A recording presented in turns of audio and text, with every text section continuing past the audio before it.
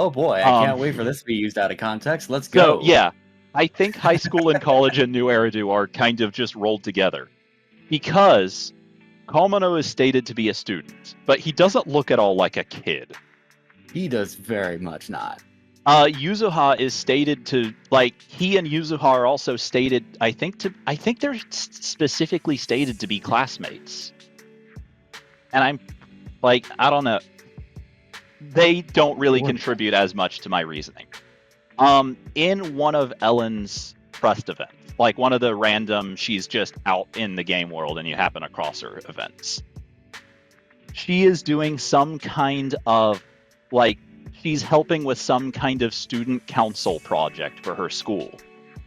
And, like, she says that the project is something to do with, like, reaching out to students from other schools. And she asks you to sign as a student of some school, even though you're clearly not a student at a school. And she says, in order to make it seem realistic that you could be a student, like, she tells you to put your age in as something along the lines of, like, between 15 and 20. Let's see if I can't actually find that specific one now that I'm thinking about it. Now, realistically, I guess someone could get held back like the 2 or 3 years that would be necessary to be 20 years old in high school, but that, yeah, I don't feel like that's something that would happen regularly enough for her to include that in what seems like a reasonable age to put on this project. I feel like they leave a lot of that stuff vague intentionally. Oh, I'm sure they do. Like, realistically, for reasons. They want the player base to ship every character. Like, that's how they make money, basically. Oh, very much, yeah. So yeah, what she says is between 16 and 20.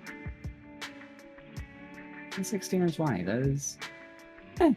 Like, I guess that's not impossible. Like, or it's definitely not impossible, but I still feel like it's a bit too broad a range to be, like, to not draw attention for high school. But I don't know, maybe I'm wrong. Regardless, the actual reason we're here is so that you can evoke the wrath of the entire Zenless community. Here we go. Mainly the reason we're doing this is to find out what the fuck my taste is, because I don't know. What do you want the tiers to be called?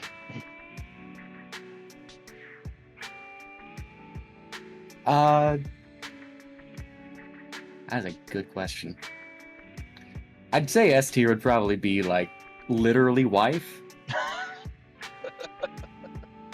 Because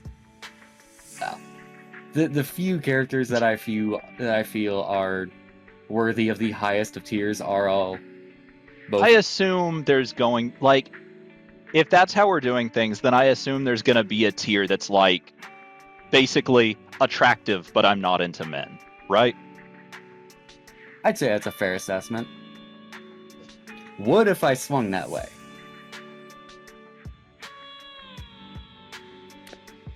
So what we've got, literally wife.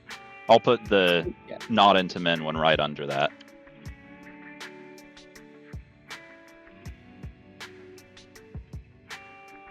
We can label that been curious, but I think mine is funnier. I think a fair point. What is this one? It's probably be like. Is there going to be Is there going to be like a tier for good writing and a separate tier for good looks? Yes. Because, like, I assume the top 2 tiers are like characters that have all of the above. Oh yeah, definitely both. So we'll say this one's good writing. We'll say the next one. I closed it by accident. We'll say the next one is good looks. Good characterization. Attractive character. Yeah. Beneath that. Because personality is more important. That's fair.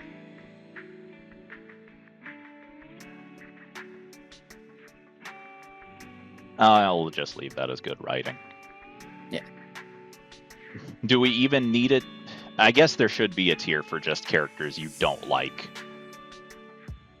That's not where that needs to go. Can you see this on Discord? Yeah, I'm watching. Just bad. If you want something else, I can come up with something else. These colors are No, about like opposite what I feel like they should be, but that's what they were by default. It's fine. They'll know what they'll know what I mean. Okay. And then one tier below that, we'll just put Seth. How could you?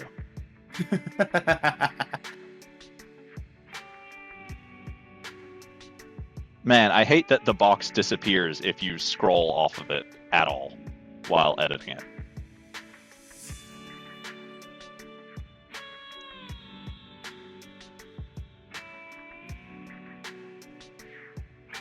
I would say you're really out to make enemies today, but honestly, like, people only talk about Seth in conjunction with talking about Jane, I feel like. Yeah. Like, there are people that are really invested in that ship, and being invested in that ship is the only context in which people care about Seth. I will say, the ship, absolutely fantastic. I like the two of them together more than I like Jane. That is how much I like that ship. Which is definitely saying something, considering how much you just do not like Seth. A lot of it is for the memes, but don't tell the community that. All right, do we want to just go in the order the characters are here in, or do we want to pick and choose? I'd say this is fair. This seems to be the order in which they are introduced. Yeah, I At least how they imagine it. came out. Yeah, I think it is, because I imagine this has been updated as patches have released. So characters have just gotten added onto this as they were added to the game. All right. Second question, before we actually start placing characters. Shoot. Are the characters ordered in each tier? Like, is further to the left higher in the tier? Or are they just unordered with no real rhyme or reason? I'd say completely unordered. Okay. The amount that I like each of the characters changes by itself, so we'll just leave them unordered. Second, actually, one more question, because this will be a little bit of picking and choosing, but I feel like it's an appropriate picking and choosing. Go for it. If, as you say, you like the ship of Jane and Seth more than you do Jane herself, should the two of them just be in their own separate tier instead of it just being the Seth tier? No, because I also do want to put. You want to judge the characters on in their own rights. Yes. Okay. Well, if we're going in order, then I guess that's Anby first. Yeah, Anby, I'm sure you can guess literally why. Man, I sure do wonder. They are the same. Despite there being the same character, is there any particular characteristic of one or the other of her that you like better? They're the same character, but they have different designs at least. I will say, the quality of the voice acting has improved since release, it seems like. I wouldn't be too surprised. Yeah. The two sides of the character do sound slightly different. I mean, it seems like the voice actress got much more confident in playing the character later on. So, following her on Twitter, one thing I will say is that I know her home recording studio improved dramatically between recording for standard Anby and for S Anby. Like, I'm willing to say that contributed heavily to that.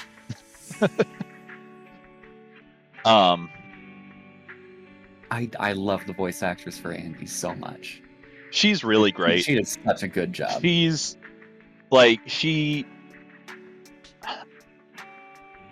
I've seen like some clips from some live streams she's done too, and she's just so much fun to watch play games.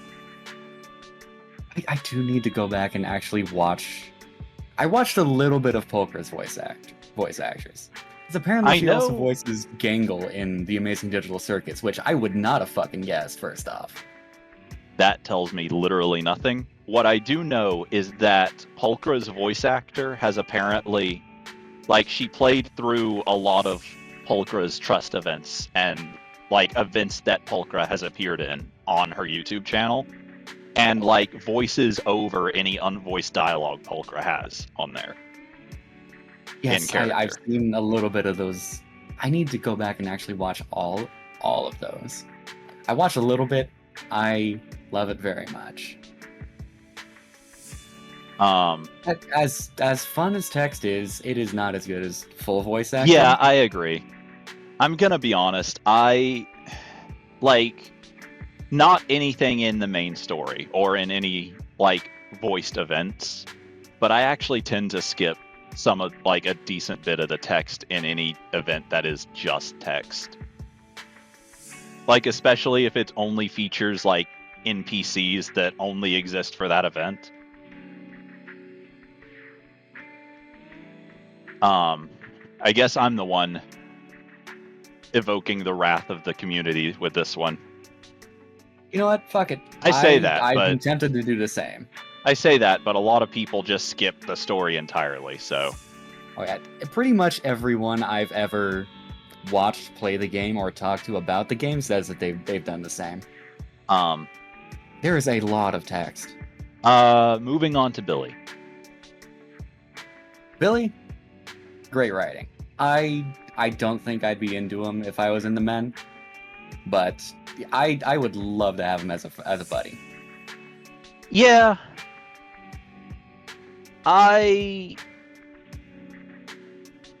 If this were a character design tier list, I think I'd put him in S tier. But for what this list is going for, I agree. Yeah. I will say, I will comment on your decisions. I am largely leaving where characters go on this list up. I say largely. I'm pretty much entirely leaving where characters go on this list up to you. That's kind of the entire point of it. You did immediately put Seth into his own tier at the bottom, so... You're the one who told me to make that tier. Like, yes. Where else was he going to go? Were you going to make a new tier just for him and then put him somewhere else? No. But that could be funny. It would be very funny. See, we all know what you actually think here. No, I'm not doing that. I'm not Lucy. Don't do this to me.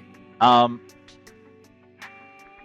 have an extra tier that got left in by accident somehow. This was supposed to be bad. Yeah, that was supposed to be bad. And you've committed the same sin once again. I think there should probably just be a tier for I forget they exist. Okay. Because of how many of the characters fall into that tier, we should probably make a tier for it.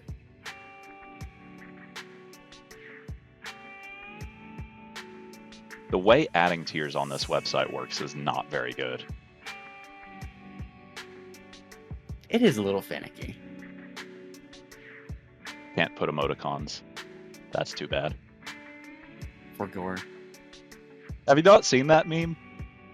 Yes, I love that meme so incredibly much. So I made the right call in using it. Yes. Okay, Nicole. I'd put her in wife territory. I agree. It's been a while since I've... Nicole might be my favorite non-limited character in the entire game. She's so good. She's really good.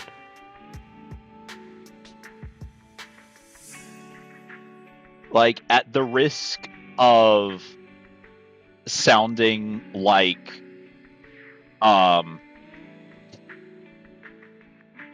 the other part of this game's community, like, I don't mean this in a horny way at all, but I really like her design. I really like her outfit design. Everything about her design. Like,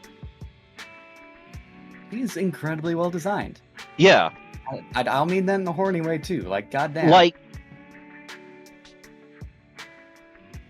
I don't know. I'll Like, go out and say it. She also shows up in so much of the game's early promotional material that, like, I honestly question why Anby is the game's kind of official poster girl when I feel like Nicole shows up in more of the early promotional material. I mean, I do prefer Anby to her, but yeah, I definitely see what you're saying. Let me put it this way. If these were real people, I think I would be, personality-wise, I think I would be more attracted to Nicole than to Anby. I could definitely see that. Like within the realm of fiction. Yeah. It is a very different thing. Which is really kind of funny to say, because like Anby is like a kind of archetype of character that I've always really liked. But oh yeah. Oh, the character is interesting, but that whole backstory thing. Yeah. That would be first of all, I do not think she would be doing nearly as well if she was a real person. Oh, definitely. For sure. Like, girl has been through so fucking much. Yeah. She would be terrifying to be around if she were real. Oh, yeah.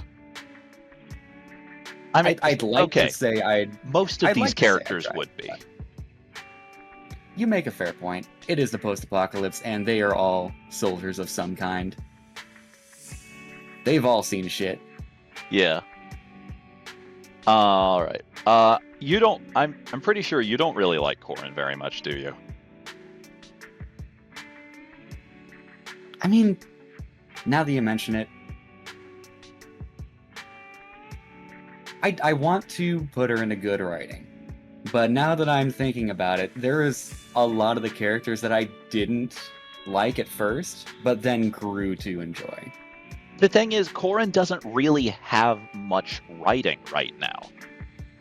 Like, she doesn't have her own character quest, so the only thing you really get for her is her trust events, which, have you done? Yeah, I've done all the trust events, and that's mostly what I'm talking about. You get her trust events, and you get like the little scenes she gets here and there in the main quest, which mostly don't focus on her. So like, I really like her as a character. Yeah. But I wouldn't say that she has great writing, because she just doesn't have much writing at all, good or bad.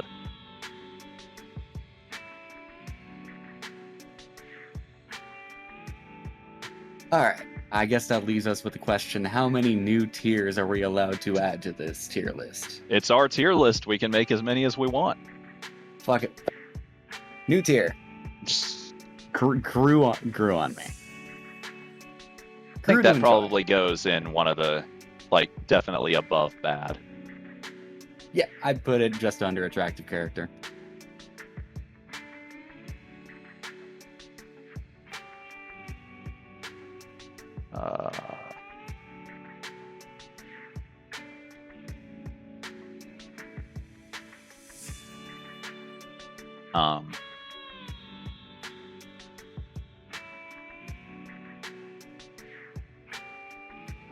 You know what? I'm gonna do some messing around.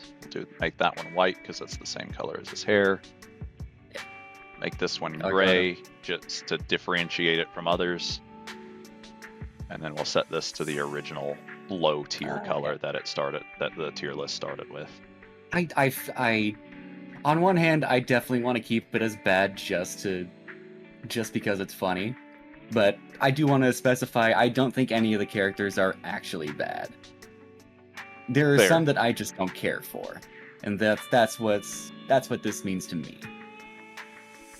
Did not care for it. They insist upon themselves. Or something like that. Bad asterisk. And then I can go and edit it and just put in a permanent note at the bottom of the screen. Ben. What works for me? Ben. I for gore. I forget about him a lot.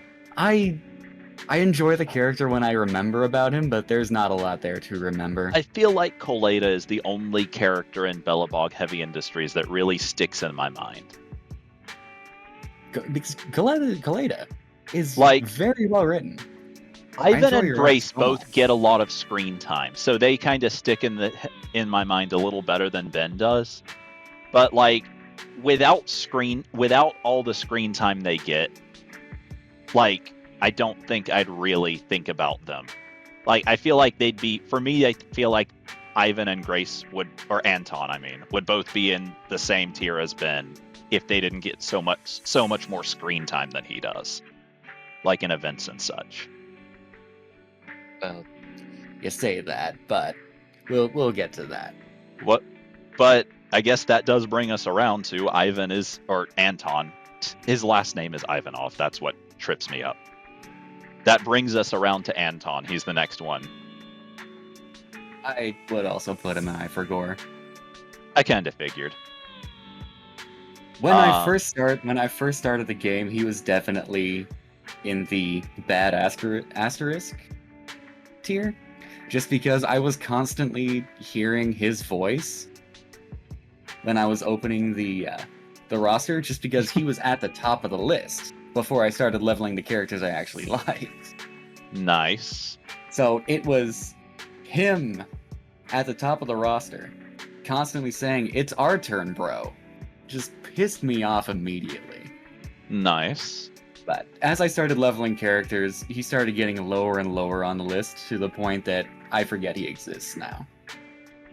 So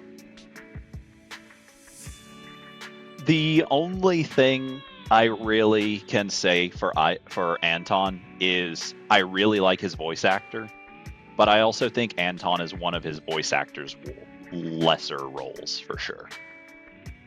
Oh yeah, I watched one of the streams with the voice actors for Lighter, Wise, and Anton. Uh-huh. All three of them seem like really chill guys, and I like their voice actors a lot. They're fun. I do not care for Anton as a character, unfortunately. I forget he exists. I think I already know what tier Sokaku's going into. Yeah, you're correct. I don't agree with you, but I won't argue with you because your opinion is the entire point of this list. Like, my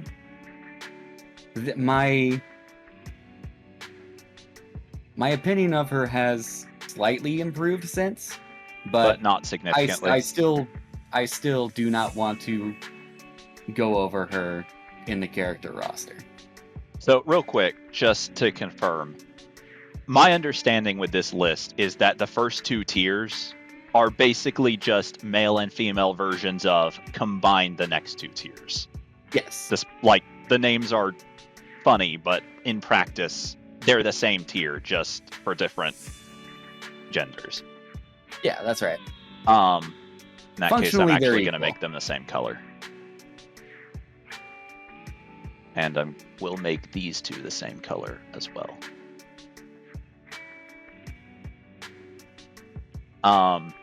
Lucy. Lucy? Good writing. Maybe there it goes. Yeah. Any additional notes or just...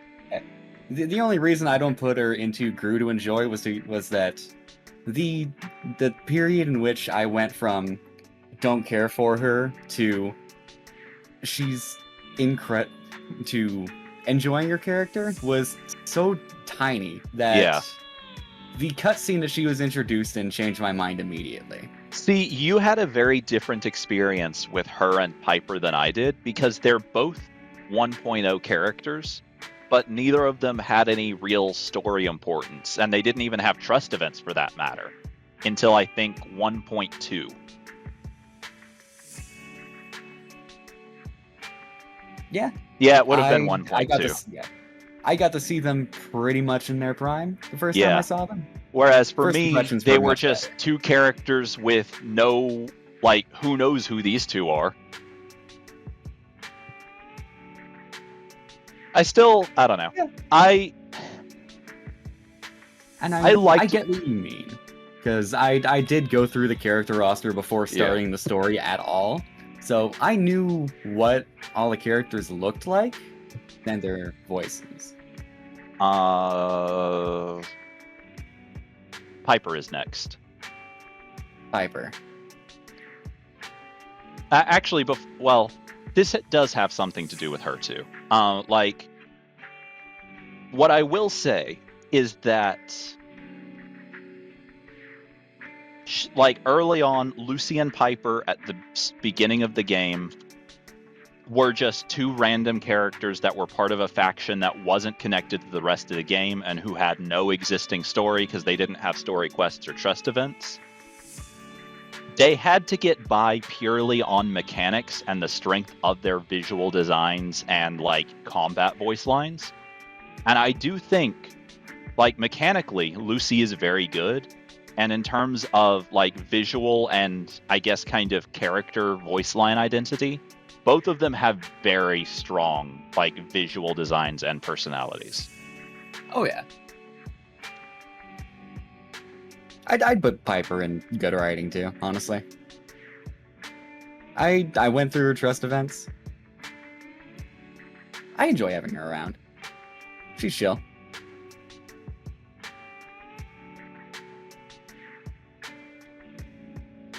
No further notes? I'd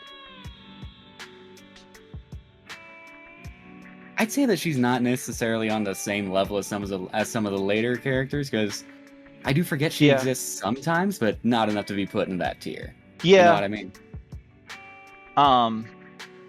I think that's kind of outside of the Cunning Hares. I think not being as important as other characters is kind of just the side effect of being a 4-star.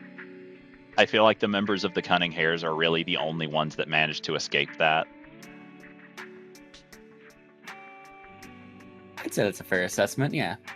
Speaking of the Cunning Hares, though, next up is Nekomata. Nekomata, the grew to enjoy tier was built pretty much for her.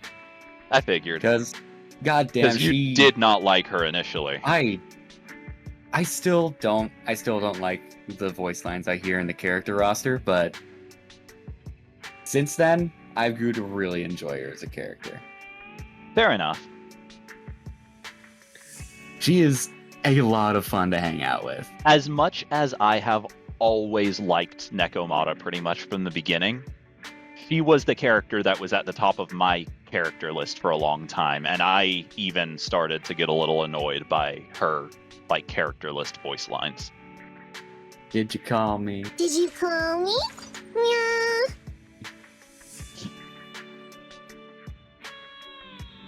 But I'm pretty sure she canonically hates that voice too. So I don't think that's necessarily true, but I do know, like, she knows how to use her looks and her voice to her advantage. That's kind of her entire character.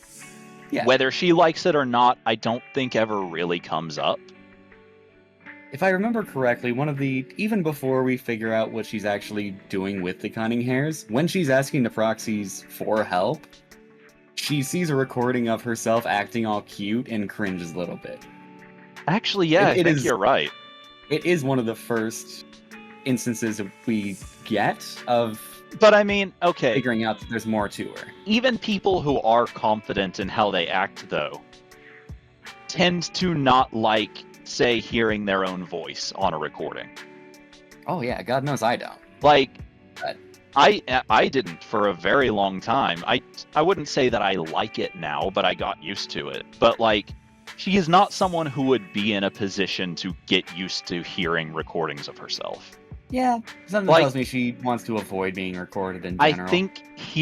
I think cringing when you hear a recording of your own voice is a kind of natural reaction for most people, even people who are, like, confident in how they act and speak. Yeah, you make a fair point. I can't think of anybody that likes the sound of their own voice. At least when it's being recorded and played back. A lot of people talk like they are, but yeah. But yeah, I liked her from pretty early on just because I think she has one, like, out of all of the 1.0 characters, I think she has the best trailer. That is, I have noticed that you watch the trailers a lot sooner than I do, to the point that I tend to avoid the trailers before I meet the character in game. I watch most of the trailers the day they release. I think the only trailer that I watched before meeting the character was S and B's. And it actually, just because I was just getting started with the game. And it actually benefits quite a bit to see Astra's trailer before you encounter her for the first time in the game, because what happens in her trailer is canonically the first time Wise meets her in person. Yeah, I was incredibly confused trying to go through the game and just randomly meeting Astra. Especially considering that happens immediately after the whole bringer bullshit. Mm-hmm. So we go from taking down the sacrifice bringer. Now that I think about it, the trailer might take place after that. The previous meetings referenced in that little mini quest are actually, this is even worse, from a limited time unvoiced event. Yeah, not great. Yeah, I think that's probably. Well, we'll get into my feelings on Astra, but that's probably. But also, the little date, I guess, she and Wise have in her trailer is actually referenced in the summer event that's currently going on. People were arguing whether or not the trailer was actually canon to the game until the summer event confirmed that it was. Not sure if I saw that trailer, honestly. We can look at it once we're through the tier list, or when we get to Astra. Either way. Yeah, that's fair. Coleta is next. Coleta? I'd say good writing. As soon as I met her, she had that. Yeah. Yeah. Go ahead. She was immediately interesting just from the fact that this tiny little girl was being held up by this giant bear as the president. Uh-huh. This tiny little girl with very big attitude. Incredibly fiery attitude. Also, this tiny little girl who has nearly an equal volume of hair to body. That's an Eastern animation kind of thing, to be, as far as I'm concerned. Even that, to that degree, is pretty unusual, even in anime. But I guess I didn't notice it. I think we discussed yesterday, you have not seen Gurren Lagann. I have not. Coleta, I did a little bit of research into whether or not I wanted to watch it with someone, but that's the only reason I know about it. It is a really fun show. I don't think there's anyone in the world who wouldn't enjoy watching it.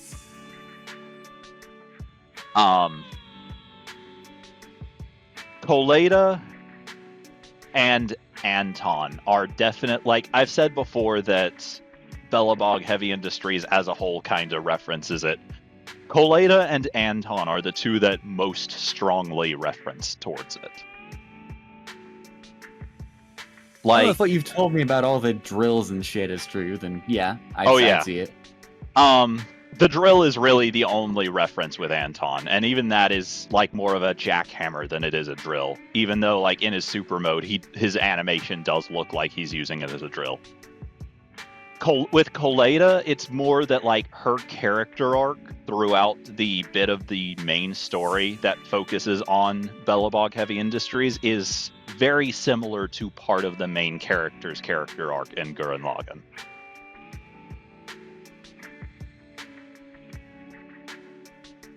I guess I will have to confirm that at some point, definitely. It's a really fun show. I always think, man, I should go rewatch it, and then I don't actually get around to doing it. Any other notes on Colada, or do we want to move on? I find her character concept just so incredibly funny, and she plays it so well. Yep. She did play it so well before. Yeah. The thing. Yeah, like I've said before, like still no shade to any voice actors. But... like I don't like if she had had her current voice actor from the beginning, I don't think I ever would have had a complaint. But like the just like kind of gravelly, like kind of rough voice that she had before is just so hard to beat for the character. It was so perfect for the character. Like, I don't think the new voice actor does a bad job, other than that one menu line. Everything else, I think she's great. But that one menu line is the thing you hear the most. I mean, I'm sure you're right. I haven't touched Colada since the voice acting change. Yeah. So I can't speak on the quality of it. I'm sure she's great, but just I'm so upset the gravel is gone. The new voice actor has a bit of it in some of her combat lines. Not as much, but there's some there still. But oh well. Next up is Grace. I forgot. Who also got her voice actor replaced in the same patch, I think, as Colada, but I wouldn't have even noticed it if I hadn't known ahead of time. I don't even remember what her voice sounds like, I'll be honest. I have not touched her. I remember what she sounds like, mostly just because early on in the game, my two options for a lightning DPS were either her or Anton, and she's the one I tried to build into. But then Yanagi was released not long after that, so Grace fell completely by the wayside because she's just blatantly power crept by Yanagi in every way. I mean, she is Section 6. Yes, that is true. I mean, to be fair, Grace is permanent. That is also true. You get a lot more chances to get her than any other lightning DPS. You know who else is permanent is the next character up, Lycon, and there is currently no other better stunner in like that does ice damage. There is a better stunner for ice teams, but there is no other ice stunner. But where does he go on this list? I still use Lycon. Attractive, not in the men. Like, immediately. Yeah. There's not a single person I've ever met. I do think the tier now requires some slight alteration.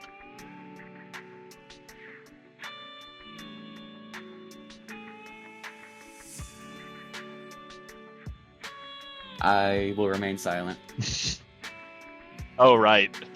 I forgot. That's not actually accurate for you, is it? Hey, look, we're not talking about full frame right now. I was about to say, there happens to be a soundbite somewhere that I could edit in right here later on. My lawyer has instructed me to stay silent on that front. Man, you're sure not following your lawyer's instructions very well, are you? I'm not saying a word. Me saying I'm not saying a word is not saying a word.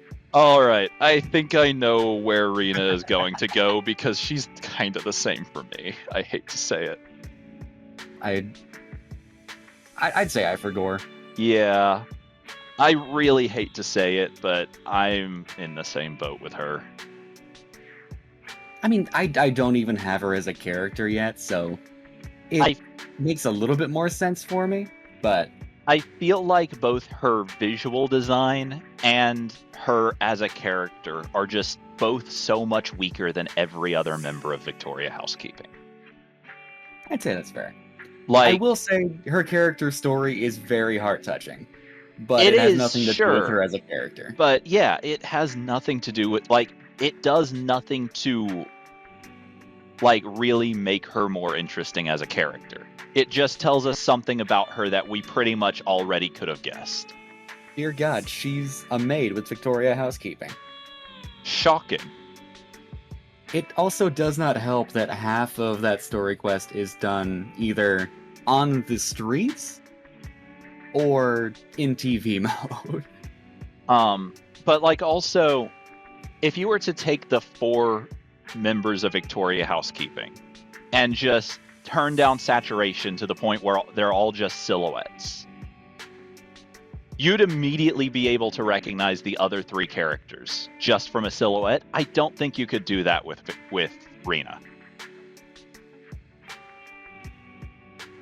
She'd just be woman in dress, or at most maid, if you could make out her headband. If we include her Bang Boo, I could probably see it. Yeah, but I feel like a failing of the design. Like, Lycon doesn't really have a weapon, but I still feel like he'd be recognizable as a silhouette. His stature. The way he stands is just so distinct. Iconic. Like, the way he has one hand just kind of propped behind his back, the way he's holding the other one, the way he kind of leans, like, back and to one side. There's no other character in the game that I could immediately, off the top of my head, describe just how they stand like that.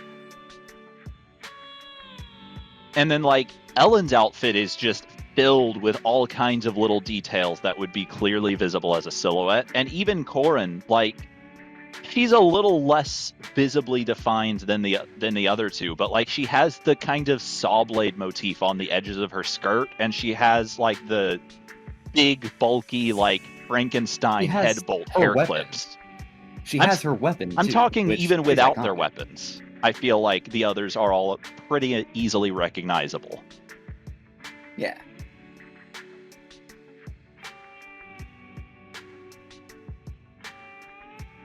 But I don't know. I've kind of, like, I don't know. I hate to say it, but I just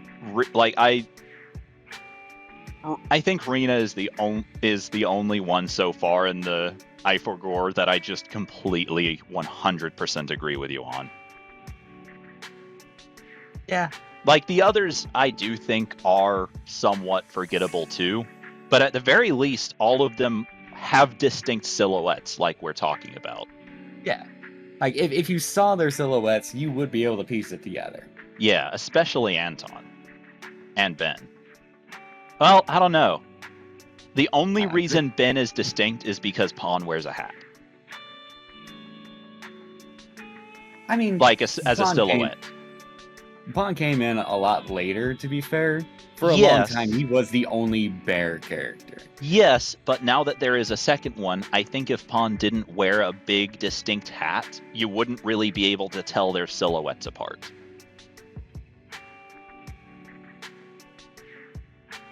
I'd say that's fair.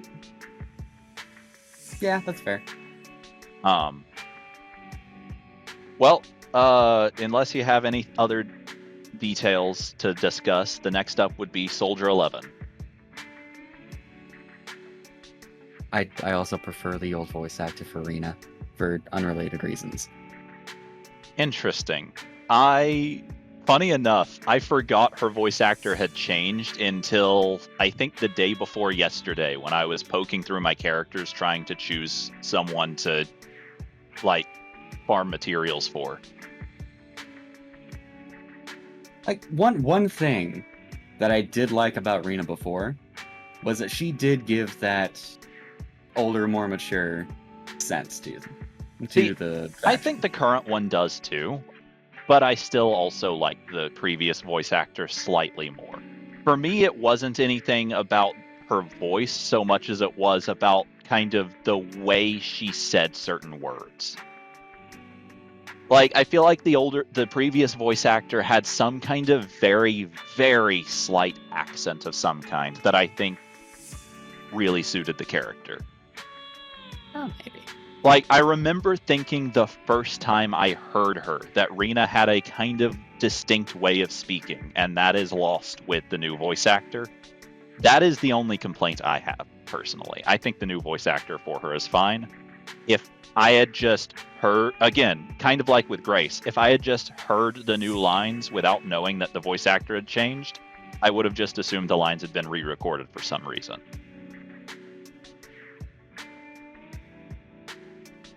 The new voice actor sounds just slightly higher pitched enough that I noticed a difference. I swear she sounds younger now. I don't know how else to describe it. I don't agree with you, but in the end, I don't think it really matters all that much. Yeah. I mean, it wouldn't be the first time, right? And it's definitely not going to be It especially doesn't matter, considering neither of us are going to ever use her other than, like, when she's the required character for an event or something. When is the last time she was required for an event anyway? Probably her story quest. I mean, she did do a little bit at Port Elpis. I don't think you played as her, though, at any point in that. No, you're right. We played as Lycon to hide the food. The problem with Rena, mechanically, is that she is, like, all of the 1.0 supports were designed to have some general support use, but also to have a niche use. The problem with Rena mechanically is that her niche use is that she boosts lightning damage, but there are now other better supports for boosting lightning characters. Not for boosting lightning damage specifically, but just for, like, generic supports are better for lightning teams than Rena is as a lightning support. So she's just being left behind in just about every way now. The only other thing she does that is at all really meaningful is that her general use support is that she gives the entire team pen ratio. But at that point, why not just either strip defenses with Nicole or just give the character you're using for damage pen ratio on a drive disc? Yeah. Like, nope, you're entirely right. Yeah, like, the issue kind of is, at the time, like, when the game launched, pen ratio was a low value stat because it wasn't until... because players were still all stuck at the early levels of Shiyu defense. By the time pen ratio mattered, there were other better support options. Like, if we hadn't gotten other supports that were just so blatantly overpowered, Rena granting the team pen ratio could have been really good, but it wasn't because the meta just moved too fast. Yep, she got left behind. Okay, back to Soldier 11. Soldier 11. I'd say good writing. Yeah. For me, she would have been Gru to enjoy, because I didn't dislike her, but I didn't really care about her at first. But, like, her character quest was good, and then, like, her presence in Sanby and Trigger's quests and the main story for that patch and like her finally getting the last part of her trust event just made her so much more endearing than she was before. And she, for me, she was just in the good category right up until that final trust event, and just immediately stuck a dagger in my fucking heart because I had forgotten about her up until that point. Yeah. That shit hit. It hurt. Yeah. Like, I think she would have just kind of still been stuck at, like you said, just being good, like, interesting enough, if not for that. Good job to the VA, too. Like, She sold that shit. Which is especially funny because that patch, once again, that was the patch where her VA got changed. And people didn't really like her new VA at first. I'm pretty sure I remember you not really liking her new VA at first. But she really came through for that trust event. God damn, she did. I don't remember disliking the VA for her. But it's been a while. I probably said a lot of really stupid shit, just in general. Fair. Because I didn't know what was going on in the story at first. Fair. And at that point, I would have been very, very early on in the story. Yeah. Like, you would have played at least the first part of her character quest with the old VA, because the game would have forced you to. But, yeah. I don't know. I only really started paying attention to the game around the time... I'd say around the time Victoria Housekeeping came along. I mean, that's still pretty early on in the game. Yeah. Well, that's just when I started actually paying attention to what was going on, I'd say. Yeah. Well, next up will be Ellen, the first ever limited character. Let's see. The limited character of patch 1.0, or of the game's launch, I guess.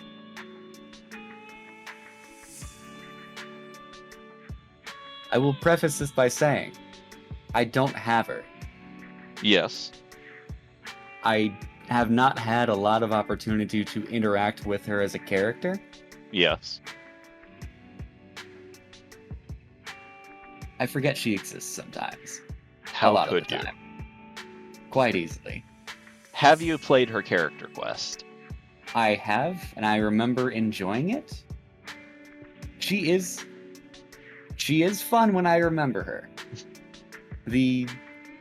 I don't have any negative memories about her as a character. I just don't have a lot of memories for her as a character.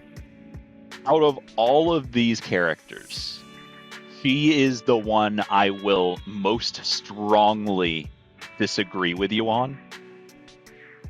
She has been one of my favorites, if not just my favorite character, pretty much from the very beginning of the game.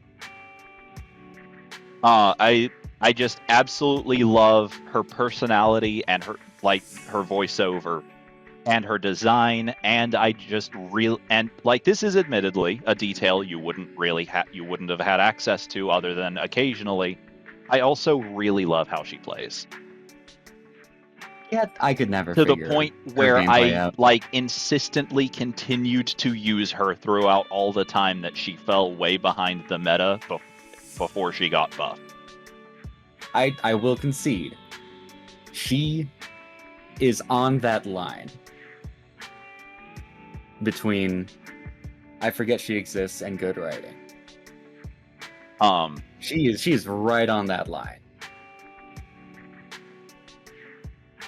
I guess the only reason that she's leaning more towards the I forgot is because I have not interacted with her since that very brief period. And I think that's kind of the big thing, is that like her trust events go a long way towards her characterization. Like, she has, this is true of a lot of 1.0 characters actually, but she has an absolutely massive number of random trust events. So many that when I was scrolling through looking for the one I was talking about earlier, I realized there are some I haven't even seen. Despite having had her since, like, from nearly day one. I will say, I'm going to try and get her the next time she's got a rerun. So, because I am interested in learning more about her character. This is not to discourage you from getting her, because I think she's just great in general. I think mechanically she is good regardless of this. She is a lot more fun to play with M2 than she is before that. She is, to my knowledge, the only character whose playstyle dramatically changes with a Mindscape.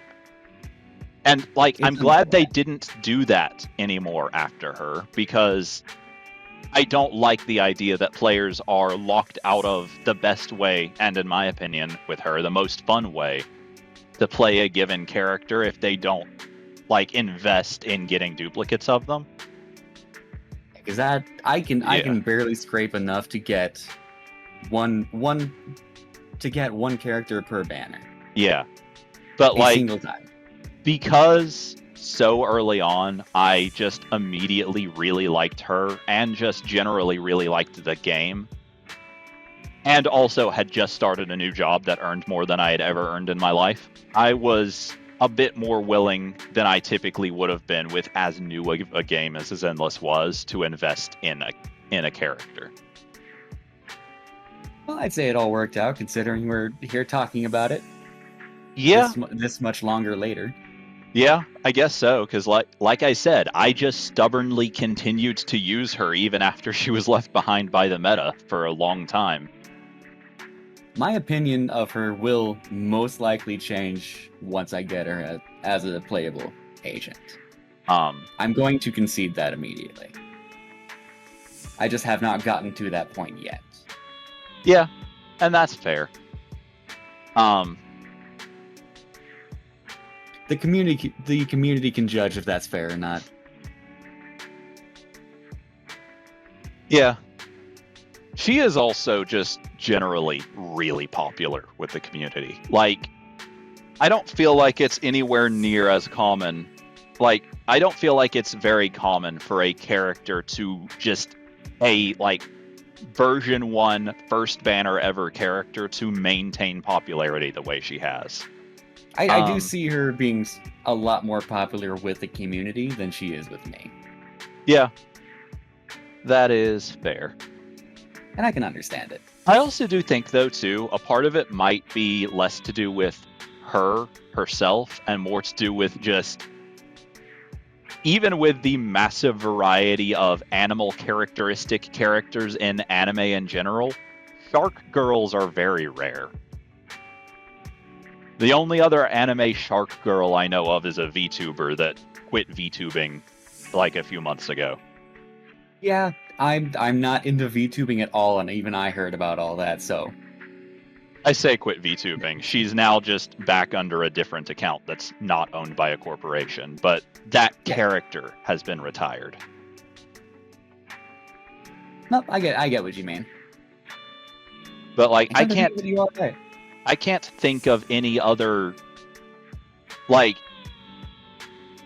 anime character with shark characteristics right off the top of my head. I'm sure there are some others, but none come to my mind. Oh, just in media in general, I can't think of a lot of shark-based characters. Yeah.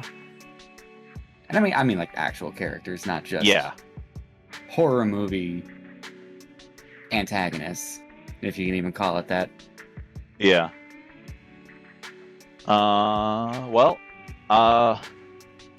If there are no further notes, next up is Zhu Yuan. Zhu Yuan, she's wife. Less so than the other characters here since I got her, but very much still wife.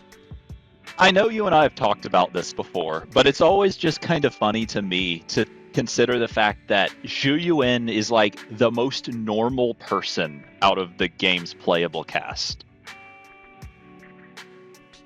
Yeah. Like, she's just a person with a job. She's just a police officer. Like, even among the other members of public security, like, Qingyi is an android who's hundreds of years old. Seth is like big time new Eridu old money to the point where people, or like one of his trust events has you find out that one of his co-workers is trying to get with him because she thinks it'll get her a promotion. And Jane is an undercover agent whose background is vaguely implied to be something horrible. And then Zhu Yuan is just a normal person. She's just a person that can kick and shoot. Yeah. That is her thing. And her parents are alive. Like, her parents are alive and love her. Like, that in and of itself is an extraordinarily high bar for a character in an anime or anime-inspired game to meet. And she hasn't disowned them like Lucy.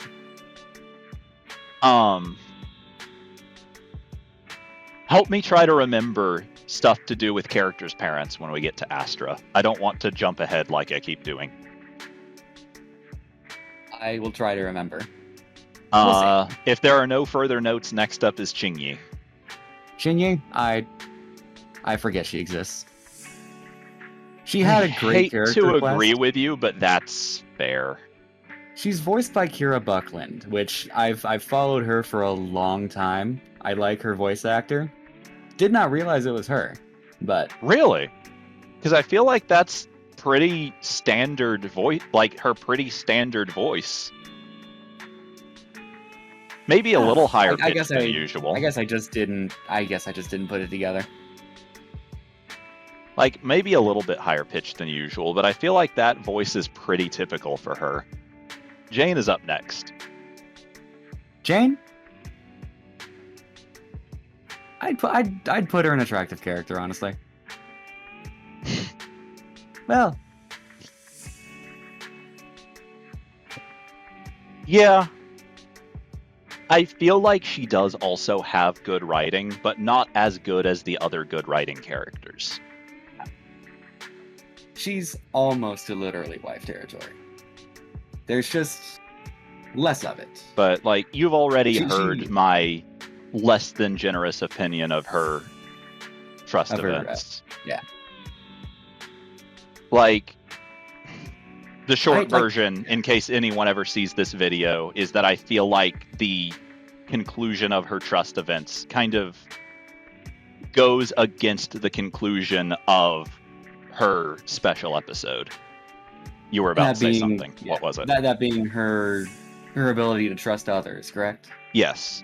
I feel like her special episode concludes with a very strong kind of... She is coming to see the value of trusting others and is starting to be able to do so. And I feel like her trust event, the conclusion of her trust events kind of conveys almost the opposite message. But also at the same time, for the life of me, I can't find the thing from those trust events that made me feel that way. So maybe I just hallucinated the part that I thought I remembered. I don't know. That's quite possible. I've done it. Either way, I do enjoy her character writing. Yeah. Just that it leans a lot into the she leans far more into the attractive side than the good writing side. You said before that you like kind of the dynamic between her and Seth more than you do either of the individual characters, and I definitely agree with that. Like, the whole dynamic of her as the kind of shady, doesn't really trust people easily, possibly can't trust people, like, generally just has trust issues, and, like, kind of sneaky and clever. And Seth is just the honest, couldn't tell a lie to save his own life. Just... It's such a fun dynamic. I love it so much. I hope we get more of it. I'd love it if we did, but I really don't think we will. Most gacha games are afraid to show anything that looks like characters, like anything that looks like romance between playable characters. Which is crazy to say, because Zenless has a fair bit of that outside of that, but... Yeah. I mean, between Astra and Evelyn especially. Yeah. There's something there. I agree that there's something there, but I don't... Maybe this is just me, and me just not finding that as like personally compelling. But I just don't, and it's weird to say that because I like both of those characters more than I do Jane or Seth. But like Astra and Evelyn is just not as compelling to me as Jane and Seth or Hugo and Lycon. I think it's great. I think it is pretty good, but just not as good. Yeah, I'd say that's fair. I will agree. I don't own Evelyn, so I don't see a lot of her trust events, and I don't think I've gone through a lot of Astra's either at this point. I mean, she's still waiting at the counter of the. I mean, that one's just like one of the random. Like, that's just one of the random encounter events. All that does is give you a tiny bit of extra bond. Like, that's not really one of the major storytelling ones. Yeah, but I just mean I have not been inclined to see more of her character to the point that she's still just sitting there at the counter. I'm pretty sure even if you did like one of her text events, she would immediately be back there when you were done with it. Because I'm pretty sure her text events are all the fake quality time style. So time doesn't pass when you do them, like with the older characters. I miss the old style of trust events, honestly. I don't think most people liked them very much, but I really liked having them be a distinct, separate thing from quality time. Yeah, I'd agree. I don't know if like changing them to the kind of fake quality time events is what caused this, but I know ever since they made that change, new characters have fewer and fewer possible text events. Yeah, I've noticed something like similar. I feel like Yixuan and Fufu both only have like 2 each. It's going to be a long time before I find out for myself, because I unfortunately did not get either of them.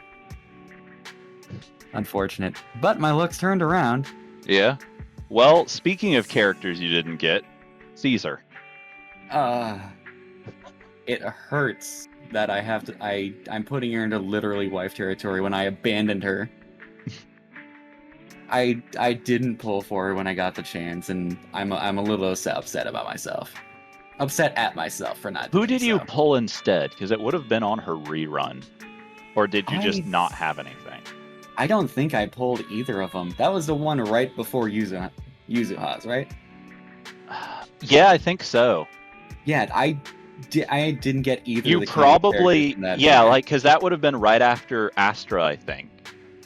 So like you had just pulled Astra, and you were probably saving up for Miyabi. And that's probably why you decided not to pull for Caesar, I would guess. I think that's about the time where I just took a break from the game, honestly. That's also true, yeah, because like that would have been the second banner of 2.0. So you wouldn't have really that would have been where you put the story down for a while.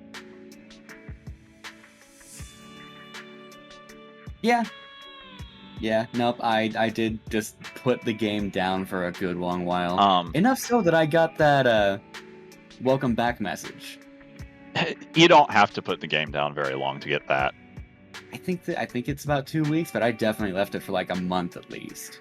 I'll get that welcome back message booting up Star Rail at the beginning of an update, and then I'll get that just for coming back to it before that update is over sometimes.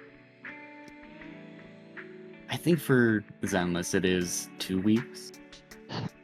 That's fair, because that's plenty of time to have played for a few days at the beginning of a patch, maybe gotten a new character, and then not played again until the next banner starts. In my defense, I was burnt out. That's fair. Like hell, because I had gotten really bad luck with the banners. I say bad luck, fair. But I shouldn't say bad luck because I did still get almost one character per banner up until Caesar. But were you hitting pity to get those characters? Very much so. Then yeah, you had basically the worst possible luck.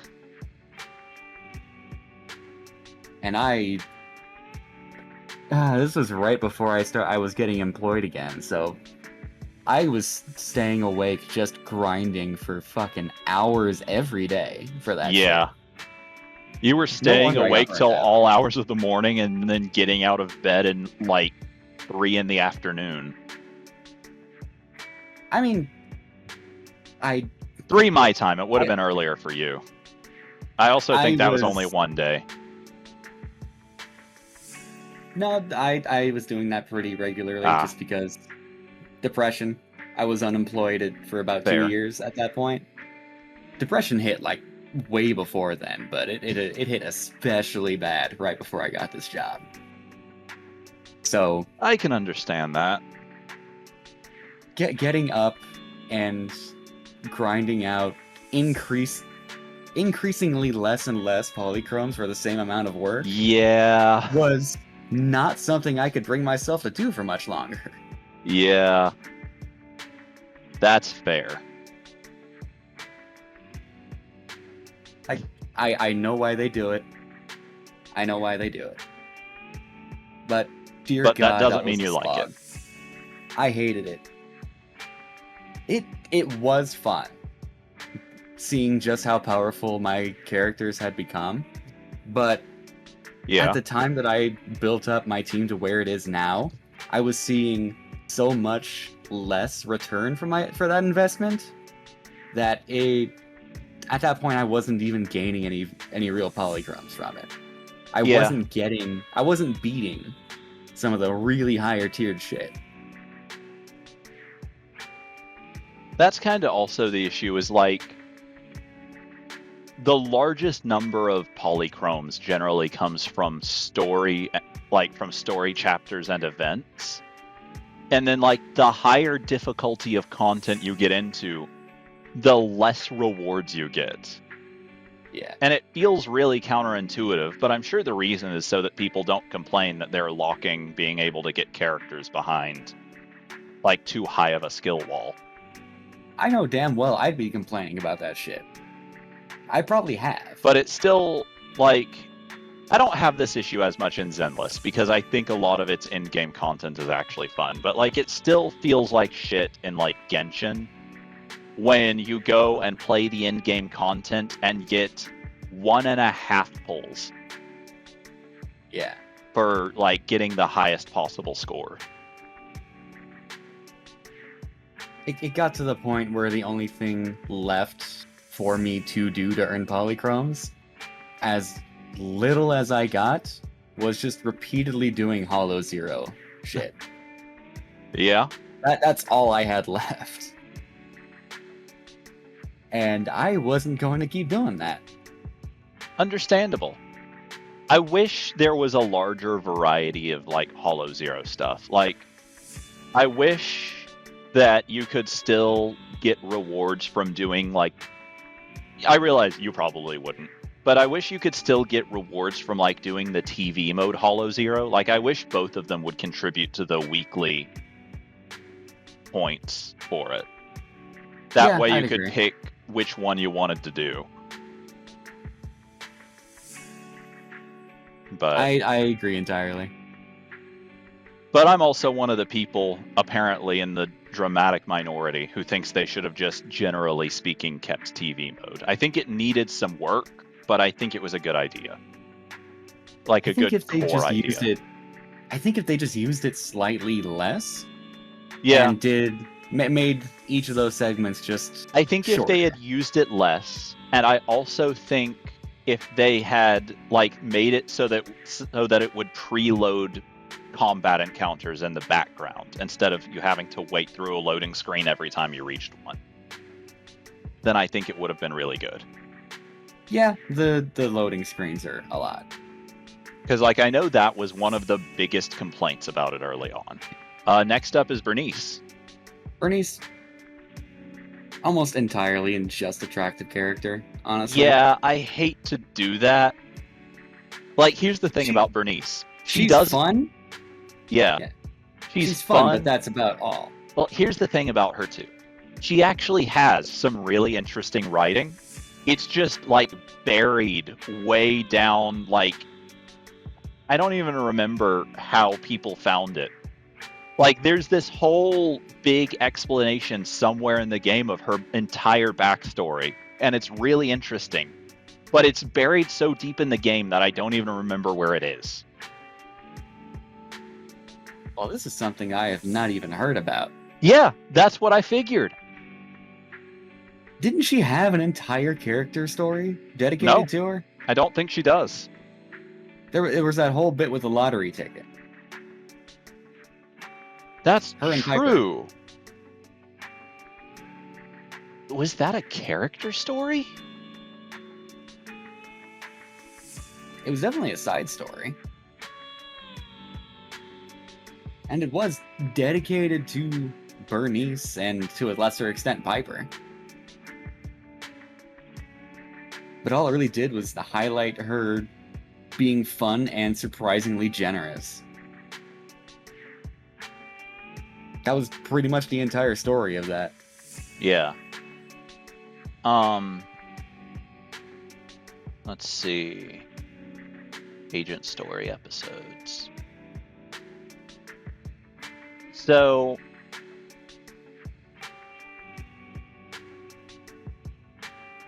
yeah, A Stroke of Luck is the name of her agent story. But yeah, like you said, it doesn't really... It's kind of in the same boat as Rena's agent story. It doesn't really tell you anything about the character. Yeah. I think it's a lot more fun, like character-wise, like character dynamic-wise than Rena's. But it's still a fun story. Writing-wise, kind of in the same boat. But again, it's fun, and that's about all it is. Yeah. Which isn't a bad thing. But it's not a bad thing, but it makes it really unimpressive when you compare it to a lot of the others. I mean, she's still in my main team, so... Yeah. Obviously wasn't enough to dissuade me entirely. She's kind of in the same boat that Lucy and Piper were at the beginning of the game. She has to succeed based purely off of the strength of her visual design and, like, core character, like, personality traits, and she does. For what she is, she's great at what she does. Yeah. She succeeds in being the fun party girl.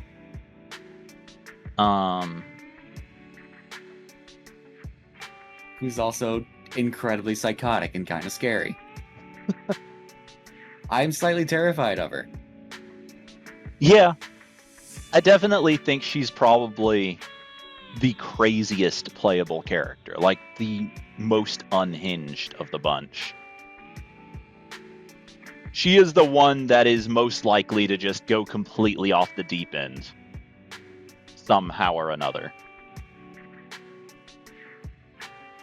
I mean, it does make her more attractive, I will say, but doesn't say much for her character.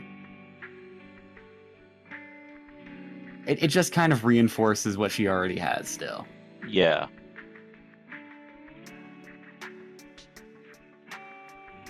Oh boy, do we want to talk about Yanagi, or do we want to just put her where we know she is and just move on from that? Where you know she is, because you have no taste. Yeah, apparently. I mean, do we want to talk about it? I don't think there's really much to say besides just... I didn't You had to be there. And I was not. Yeah. I really, as much as I hate to say it, I kind of do think most people who weren't there will be in the same boat as you. Like, there was a point in time where every little tiny bit of of like outside of the game marketing was just Section 6 as a whole. And Yanagi was always a huge part of that. But it is unfortunate if you weren't there for it, it's just not the same. Like, personally, I think that her special episode is really good. I know you didn't really care that much for it. Or, like, technically it's more a general Section 6 special episode, but she's basically the main character of it. But... yeah. I didn't care for the writing of it. Gameplay-wise, it was incredibly fun, but... But, like, I do think in a vacuum, without the context surrounding it at the time, I do think I can definitely see how it might be less impactful than it was at the time. As much as it just kills you to admit it, huh? No, not really. Like, as much as I like Yanagi, I definitely know that my opinion of her was it kind of a product of circumstance. I think I'd like her regardless, but I can definitely say I probably would not like her as much as I did at the time. Also, keep in mind for me, mechanically, she came along and filled a niche that I was having trouble filling. Yeah, like, I was trying to get Grace, who is one of the most one of the most technical characters in the game, one of the most annoying to use to work, and Yanagi came along and was way easier and more fun to use immediately. So I do definitely think how much I like Yanagi was probably a pretty strong product of just the surrounding circumstance, both in and out of the game. Because, like, there was a shocking amount of hype leading up to her for, like, how little I feel like people talk about her now. What were you saying? Yeah, go ahead. The little I've seen of her, especially the first time we meet her in the story, long before we know who Section 6 is, when she's just walking into the store and bantering with the proxy. I found that incredibly interesting, and I was very much looking forward to learning more about her. And then the agent story came along, and had nothing to do with the proxy. I learned very little about her character other than she feels like she's not as impressive as the others, and turns out she is. That's I didn't feel fair. Like, I didn't feel like there was too much about her character. I think that's where the marketing comes in. Because, like, the marketing gives you, like, backstory on, like, why Miyabi recruited her. It gives you backstory on why she's Sokaku's legal guardian. It gives you backstory on her time in the military. And then also, like you said, you really liked the banter between her and the proxy. And that's what most of her trust events are. Like, if you had been there for all the hype that surrounded her at the time, I think you probably would have been more likely to get her. And if you had gotten her, you would have gotten more of the interaction that you liked the first time she appears. Well, with how quickly I got Alice, maybe I'll try and go for her this banner. I've got plenty of time to. Oh, is she the rerun for this banner? Yeah, she is. I wasn't really paying attention. On the one hand, on the one hand, go for it. On the other hand, you're stacking your anomaly roster awfully deep, and there are only so many W engines to run. There are a lot of anomalies on my team. There's so many. Now, admittedly, like, Yanagi would work well as a second anomaly for any of the anomaly characters you have. But like you said, there's only so many weapons to go around. There's only so many weapons to go around. I think I've already got more anomaly characters than weapons above A rank. Probably. Or at or above A rank. I wouldn't be surprised at all. And like, at the very least with Bernice, you're lucky that Piper's W engine works really well on Bernice as well. But like, I don't know, like some of the other A rank anomaly engines are really good, but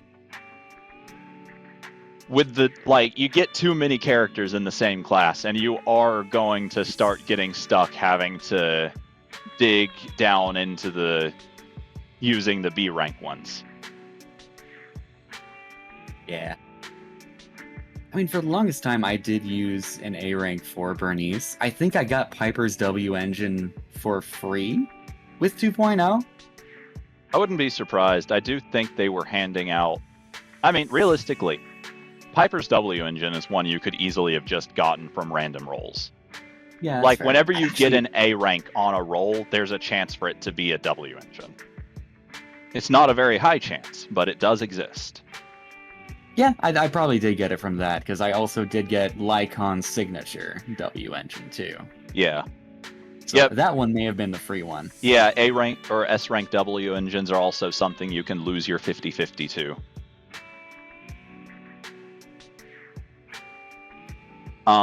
One thing I will say, obviously it's always awful to lose your 50-50, but Coleda's and Soldier 11's W engines are the second best W engines for a lot of characters in their respective classes.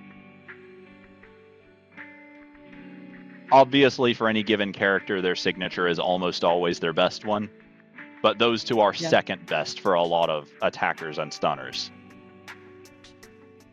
Oh, fair enough. I mean, you say it's almost always bad to lose a 50-50. Unless you lose the 50-50 and then win the and then get the character you're going for. Get double S ranks. In the 10 poll. I have done that a time or two. I managed to do that with Soldier 11 and Jiuyuan. I'm very glad I did. I would not have thought about Soldier 11 again if I didn't get her. Realistically, you play these games long enough, and eventually, hypothetically, you will have every standard S rank. Yeah. As long as I invest the time into it. Yeah. Now, admittedly, it is technically possible that you could play the game for however long it exists and not get all of them, but it's not likely. Actually, especially when I'm pretty sure they've said they're going to give a free standard S rank every year for the game's anniversary for free. So, oh boy, I just have to wait 6 years to get Lycon to level 6, right? Well, you might not need to worry about that if you get the next character on our list, that being Lighter. Lighter? I know where I'd put him in with Lycon. Very much so.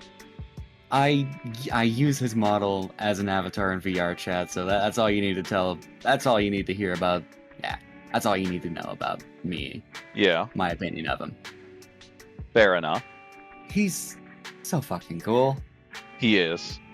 And he's also, at the same time, so incredibly goofy, and I love how much he dips into both of them. That is my favorite kind of character, or one of my favorite kinds of character, at least. I really like Ishwin for the same reason, because she's very similar in a lot of ways.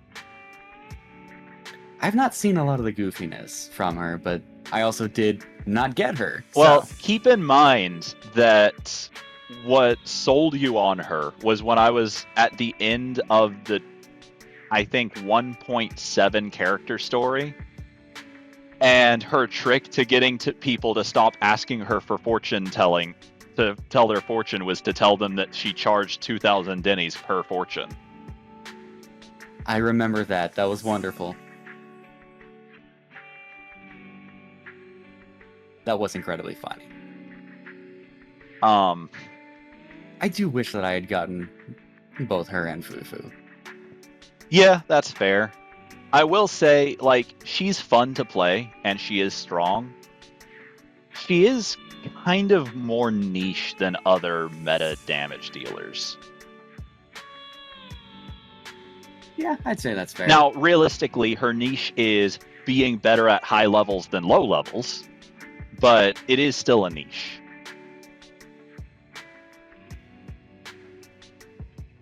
Yeah, that's still fair. But if there are no more notes on a lighter, the next up is Haramasa. Honestly, I'd put him in the same tier. Slightly lower on the list than lighter, but I'd put him in the same tier. Neat. I make jokes about it a lot, but I do find it very endearing just how much he overtly flirts with Wise. Yeah. I think it threw me through a loop the first time it happened. Yeah. It still does. But he's a very fun character. As attractive men go, I personally think more rugged men are more attractive than prettier ones. But I do really like him. And I definitely think that is the correct tier for him. I mean, I prefer both ends of that spectrum. You know what? On women, now that I say that, I'm not sure I actually do think that. Like, about men, like, not about him, but about what men are more attractive. Because, like, how much about myself do I want to reveal in a video that will be going onto the internet at some point? What men are you attracted to? When I am not attracted to men. That doesn't change the fact that I have quite a few pictures of some very attractive men that I have liked on Twitter. Some, like, very attractive, like, pretty men. Just aesthetically. Yes. There's no shame in that. But yeah, Haramasa? Yeah. I would. If I swung that way, I would. Yeah. And God knows he would. As long as we're talking about Wise. Even not swinging that way, I think he'd be a really fun person to hang around with. Oh, most definitely. Like, he just seems really friendly, really just, I don't know. Like, not just friendly, he seems like he'd be fun to talk to. Yeah. And there's not a lot of people I can say that about. He feels like he's someone that can spin any story he has in an entertaining way. And most of his stories are horrible, but he seems like he could spin them in a way that's just fun. At least interesting to listen to. Yeah. Next up is Miyabi. I think the fandom would crucify me. And I think I'd crucify myself if I put her in any tier other than literally wife. Funny enough, she suits that tier even more by the fact that, hypothetically, she is technically engaged to Wise. I haven't seen that trust event yet. I want to. Not only is it like one of a trust event, it's even something that Yanagi references in the Pale Wasteland event. Oh shit, I don't think I finished that. I finished the main quest. I finished the main part. Okay, technically what she references is not like Miyabi being engaged to Wise. What she references is like, she mentions like a sort of little party Section 6 had at Miyabi's family home that Wise and Belle attended. And the baby pictures, I remember now. And from what I understand, in like Asian culture, that kind of thing is very much like a kind of implication towards a parent wanting whoever they're showing the pictures to become their child-in-law. I mean, I can't imagine anybody showing those kinds of pictures to someone who they didn't want to become part of the family in some way. Yeah. Like that's very private and personal shit. Yeah, for sure. But I really like Miyabi. She's like, I think it serves as a very strong example of how much I like Miyabi, that I pulled her despite the fact that she was just a direct power creep to my previous, or even still after, I'd say, but to my existing favorite character. Yeah. And like, just... She's simultaneously the most capable person in the fucking game that we've seen. And just so fucking stupid. Yeah. That's adorable. She is just completely socially, not even inept, but just like completely socially incapable. Like, it's... I find it is one of the most endearing things that a woman can be to me, is just incredibly stupid in very specific ways.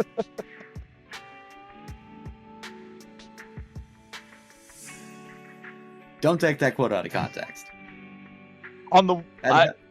I feel like we've almost reached whatever the unifying characteristic is of characters you like, because, like... Oh my god, you were so right. The only exception to that is Zhuyuan. Like, I don't feel like she really falls into that category like the others do. Like, not as cleanly. You say this, but she can't hold somebody's hand without doing a shoulder toss to them. On the one hand, there's also that videotape. Yeah. Trust of that. Yeah. I don't know. I still don't feel like she falls into it as cleanly as the others, but that is fair. She makes the robot masseuse afraid of her. Fair. Because she keeps beating him up. That is fair, yeah.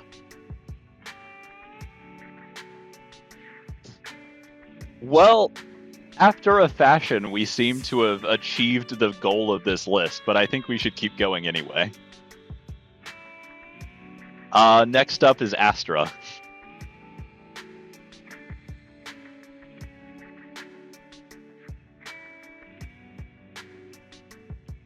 I don't know where to put her. I'll be honest with you. I don't want to put her in I For Gore as closely as it... Yeah, the game makes it very hard to forget about her. I can't forget about her. But also, I'm so ambivalent to her. Like, she has existed in the game in the form of, like, various references since 1.0. But, yeah, like, I really like her, but at the same time, I also really liked her voice actor beforehand. So, I don't know. I may have been biased in favor of her to begin with. And I'll say it, I don't think she's... I'm obviously not going to say she's not attractive. But she's not especially attractive to me. You know what I mean? I don't know what it is about her. I think I can understand what you mean. I don't agree, but I also think, like, the kind of,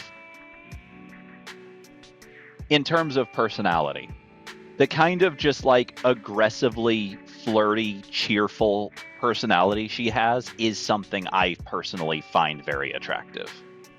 But that kind of thing is very much up to the individual, like up to the taste of the individual.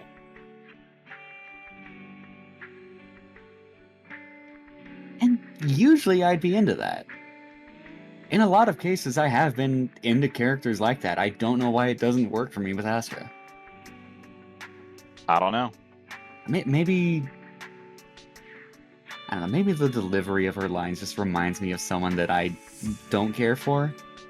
But something just very much buried deep in my subconscious that I don't remember it.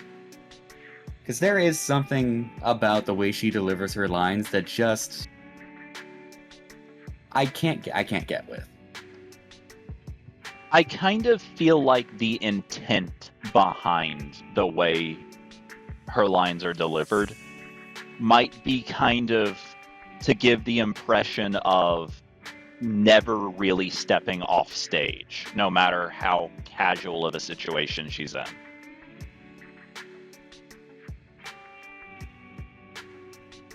I want to assign the label of airheaded to her. Oh, she definitely is. But like definitely she is, but in a kind of weirdly calculated way, though. Yeah. Okay, maybe that's what I don't like about her. Oh? That she seems disconnected, maybe? I mean, she is the most famous person in New Eridu. It would be weirder if she wasn't kind of disconnected. Yeah. Yeah. That may be it. I think that's a feature, not a bug. I'm not saying that she's mischaracterized. Or that there's anything wrong with her being that way. I guess I'm not into it. That's fair. So, bad asterisk?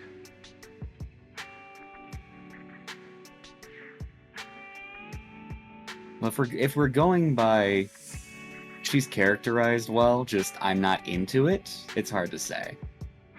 Well, nope. I mean, that's true of Sokaku. That's what the bad tier list is. That's what the asterisk. That's what the asterisk is in bad. Basically, I do not care for no characters are actually bad. You just don't like them. Because I do legitimately feel like every character in this game is pretty much exactly what they intended them to be. I feel like every character in this game is one that is made well. Yep, you're right. I lost the plot there for a second. That's my bad. I forgot what we were doing here. Next up is Evelyn, which I have a vague guess as to where you'll put. I do want to put her in attractive. Okay. As she is far and above one of the prettiest women in this game, aesthetically. Agree. I think I think she is, bar none, the most attractive character in the game. I'm very interested in learning more about her character, but I feel like a lot of that is behind some trust events that I don't have access to. I do want to learn more. I think the best part of her writing is her max rank trust event. So, yep, and it seems like if that is true, then she's going to fall into the same general area as Soldier 11, which we did put in good writing. Yeah. So I do need to try and get her and see what she's about. Next up then would be Pulchra.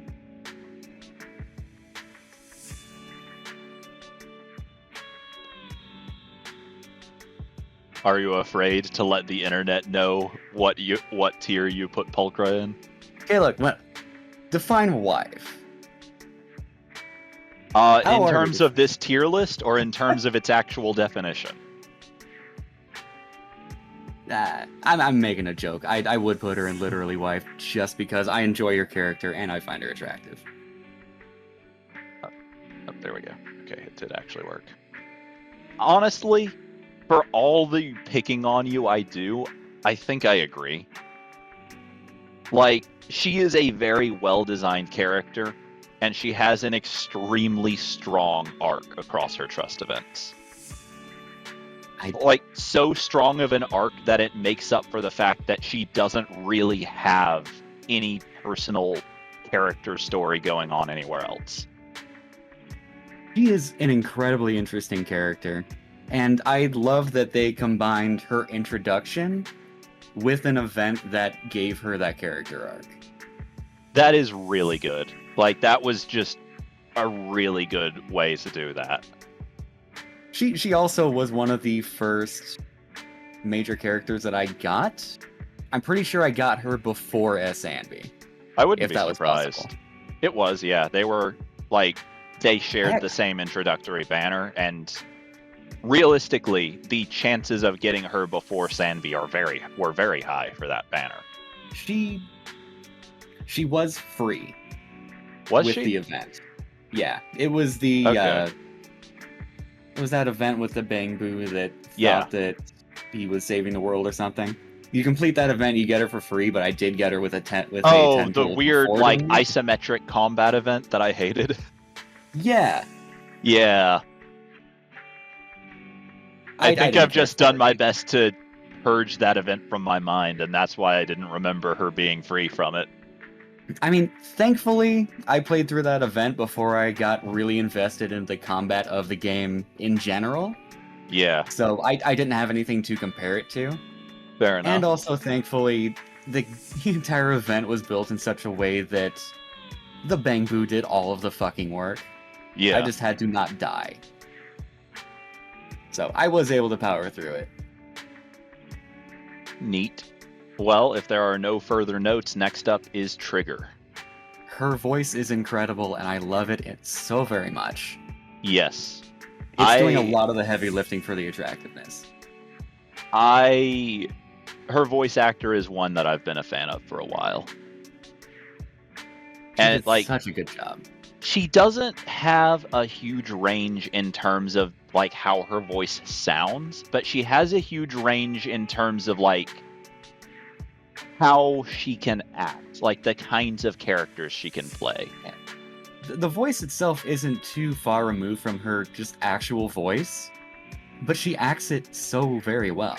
Because like in Genshin, the same voice actor voices a character who is like a super sheltered, like barely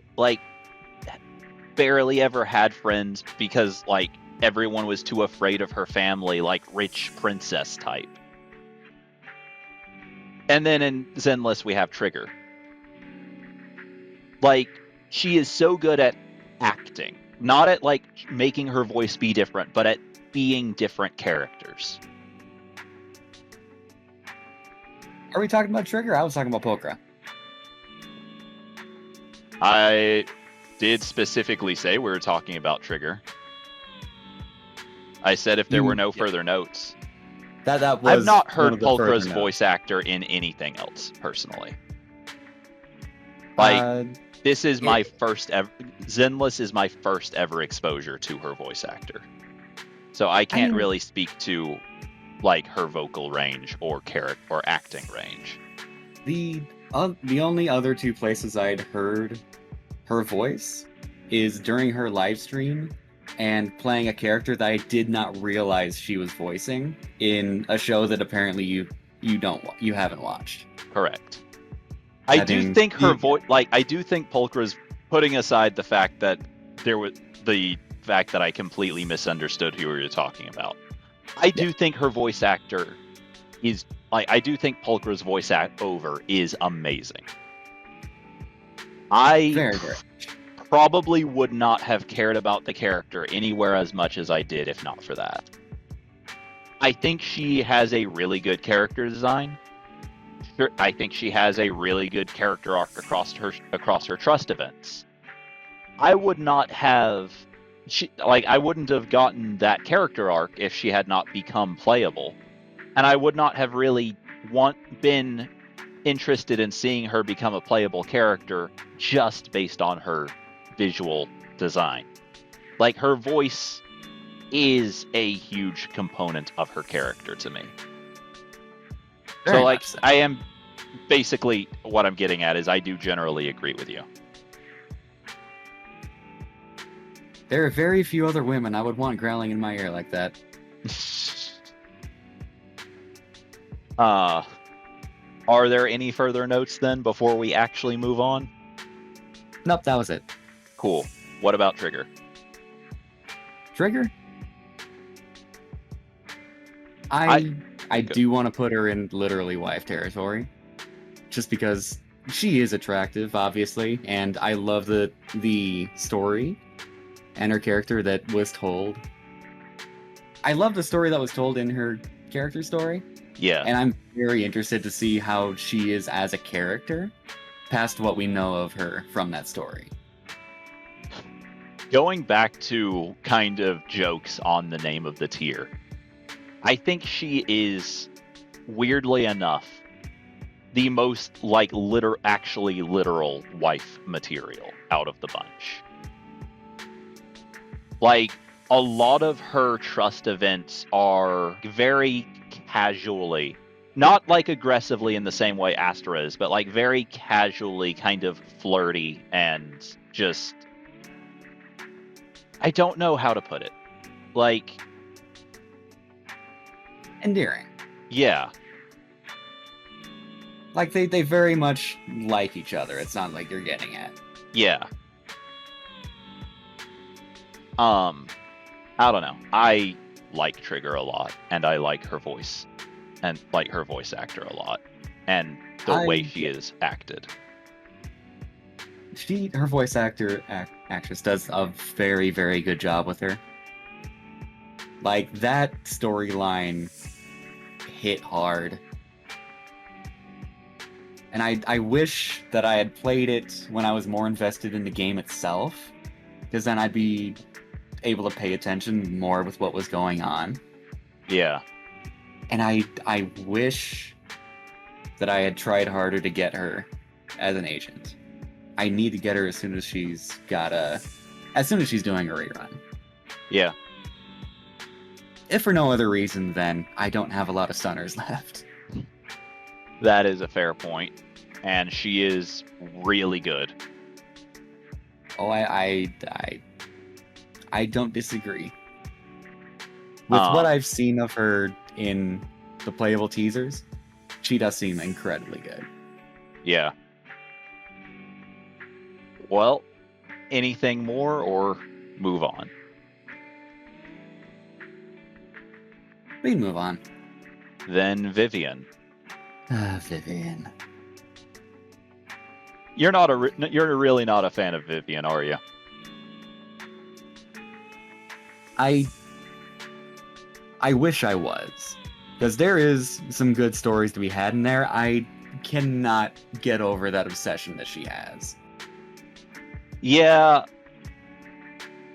If she's going to play into any ongoing story, I really hope she gets over the obsession at some point. I feel like it would be a kind of...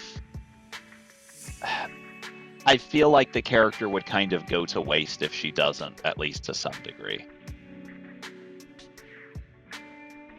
There is an interesting character in there. Like, here's the thing. I don't dislike it. Like, I think it's a fun direction for the character to go in. But I also, like, it will start to strain my suspension of disbelief if she continues to be that way after being actually close to the proxies for any real length of time. Like, if the obsession had either gone away or at least just lessened by the time the epilogue of season 1 was over, then I'd be... I mean, I feel like it has lessened, though. It did not seem that way to me. Like, think about the movie event. At that point, she has at the very least managed to move forward from completely too, like, panicked and embarrassed to function to flirting. Something she was far too embarrassed to do initially. Like, something she literally tried to do initially and couldn't because she was too embarrassed to actually do it. That's a fair point. It still doesn't feel right to me. Fair enough. The vibes are off for me. I definitely think, like, I personally like her more than you do. I definitely think whether or not she manages to get into a further up tier, regardless of where she gets put, like, she, more than any of these other characters, is still going to be decided by how they write her going forward. Yeah. For now, I assume bad asterisk. Yep, I'd say that's fair. Then Hugo. Hugo. I know where I'd put him. I'd put him into good writing. He's not especially attractive to me, but I definitely understand why a lot of people think so. He would not be my type. He is not my type insofar as I am not into men. But honestly, I've found that increasingly in a lot of media, I do actually tend to really like the kind of flamboyant characters. I think a character like him would be fun to play far more than... Like, as in you think the voice actor is enjoying voicing him. Oh, very much. Like, yeah. If I ever got into voice acting or just acting in general, that kind of character would be a fucking blast to play. I definitely agree. I would do it all the fucking time. I think, like, characters like him and, like, really, like kind of megalomaniacal villains, I think, are probably the two kinds of characters that are really fun to play, I think. Just that flair. Yeah. He's also just a fun character to listen to. For sure. Like, kind of like with Pulchra. He's a character that, for me, is good enough in a vacuum, but is sold by his voice. Yeah. Yeah, I'd say that's fair. Well, anything more on him? No, we can move on to Yuxuan. Well, where do you want to put her then?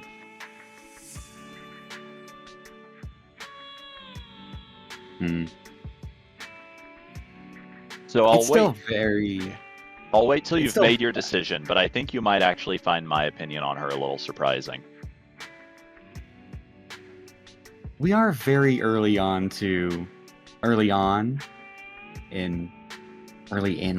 whatever. It's very early for her character. Yeah. There's still a lot of different directions they could take it. So, right now, I'd put her into good writing. So, I think good writing is a pretty appropriate spot for her. Right now, I feel like she had a really strong introduction during 1.7, and I feel like she just hasn't lived up to it since. At least in terms of, like, personality. Fair. Like, I don't know. She has spent a weirdly high amount of... Like, she spent a weirdly large amount of 2.0 off-screen, considering it was kind of supposed to be her quest. And I feel like she just hasn't really shown that much personality. Nope, I'd agree. I mostly put her in good writing because of the... Like, the writing surrounding her is good. And, like, if the way she is by design, then I can see the appeal of a character like that, but it doesn't appeal to me. Like, I don't dislike her, but I can't say I feel as strongly about her as a lot of the other characters on this list. I'd say that's fair. But I mostly put her there just because the potential. Yeah. She's got a lot of potential, and the story around her... Yeah, like, her existing surrounding story is very interesting. But I don't know. We'll see. I'm also kind of into the aloof mentor side of things. Yeah, again, I can see the appeal. It just doesn't really appeal to me so much.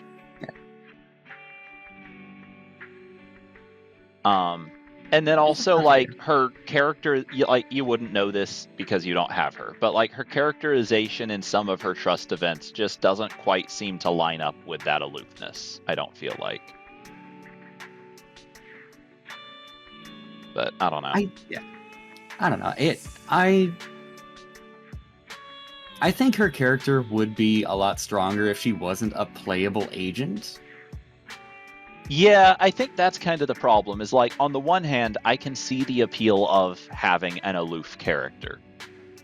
On the other hand, like, I can understand why why people in the community wouldn't want every character to just worship the ground the player character walks on.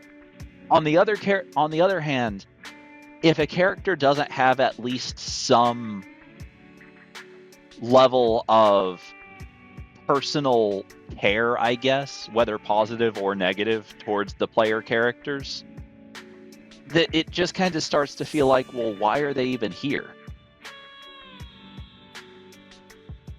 And she very much does kind of feel like she's just kind of there helping them out because she's supposed to be.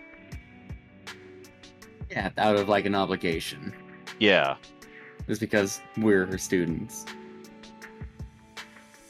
Yeah. No, I get it. Her characterization would be a lot stronger if she started. If they waited a little bit longer to have her as a playable character. Yeah. At least until the training is more complete and we learn more about her. To the point where we're slightly more equal to her. Yeah. I think that's a fair point. But anything else? I think that's it. Then next up is Pawn. Pawn. I've not really had... Well, no. Figure out your own opinion first, and then I'll say what I was going to say. See, I think the only reason I'm hesitant to put him in I For Gore is because he was just released. I was going to say nearly the exact same thing. He's not had a lot of chances to shine. Other than the few very, very funny things that he's said in the recent story. In the recent story chapter. Yeah, like, I feel like he doesn't really have like a really strong presence in the story, I don't feel like. And I feel like in like a few patches down the line, unless they keep bringing him back into the story like they've been doing, I don't feel like I'm really gonna think about him. Yeah, I don't even know how to use him in combat either, really. If you don't have Yishun, there's no reason to use him. Oh, well, that's a great sign. His only real mechanical characteristic is that he buffs the stat that Rupture characters use, but currently Yishun is the only Rupture character. So until we get a different Rupture character, he's basically useless to anyone besides her. Yeah. Honestly, I think we should just put him in For Gore. Then next up is Fufu. Fufu in immediately good writing. I love this little tiger so goddamn much. She is... Yeah, I agree. Like... I don't even know what else to say beyond what you've already said. She's just such a fun character. Like, I don't know.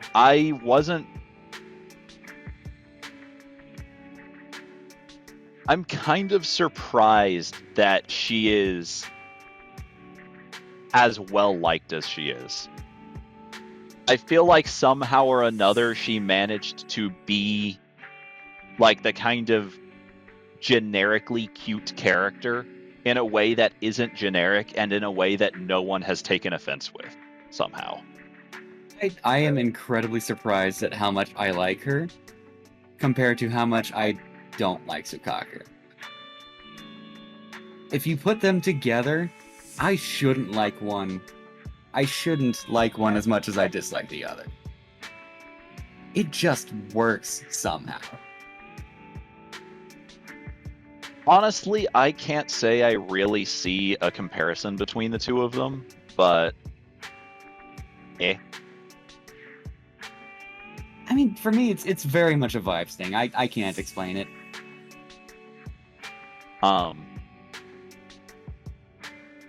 But like for me, like I feel like a lot of it is just kind of the gap between how she is really cute, but also doesn't like that she's really cute, and also is just legitimately the second strongest person at Swabian Temple, and also is actually legitimately just really responsible and pretty clever. Like, it's such a weird combination of characteristics, and it just makes her a lot of fun. She's very, very good at what she does. And nobody sees it because they can't get over the fact that she's just a tiny tiger. I mean, Yishuan does. Like, that's kind of... As much as Yishuan does also treat her as cute, small tiger, she also... Like, it's made pretty clear in a couple of quests that Yishuan 100%, like, trusts and relies on Fufu. I guess I mean just almost nobody. Yeah. She also gives off the most Orange Cat vibes, and the fact that she hates it so much. Yeah. Have you seen her... I should have had you stop while you had control of her during the story quest so you could see it. Have you seen what, like, her idle animation when she's in a hollow? I don't think I have. I need to see it next time I'm in. I'm gonna see if I can just pull up a video of it real quick. Let's see. Because, like, realistically, I don't think you'll actually get a chance to use her again for a while. Like, unless, like, she is part of an event at some point. She does have a character quest that I haven't done yet. That's fair, but I think this will still be better. I think she does anyway. I remember it saying that I've unlocked it. And I mean, to be fair, we don't know too much about her as a character, but I mean, come on. She is just so incredibly adorable that... if you will direct your attention... Oh, wait, I can't actually... you should be able to see, actually, what the video I have up on Discord, right? Because it's in the same window as...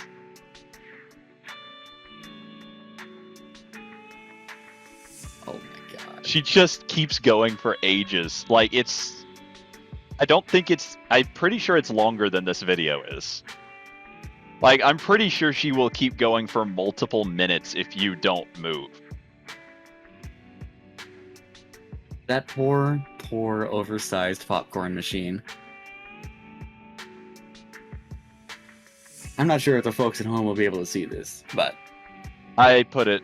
Yeah, like, anything that I put in this, like, part of my internet browser is visible on the recording.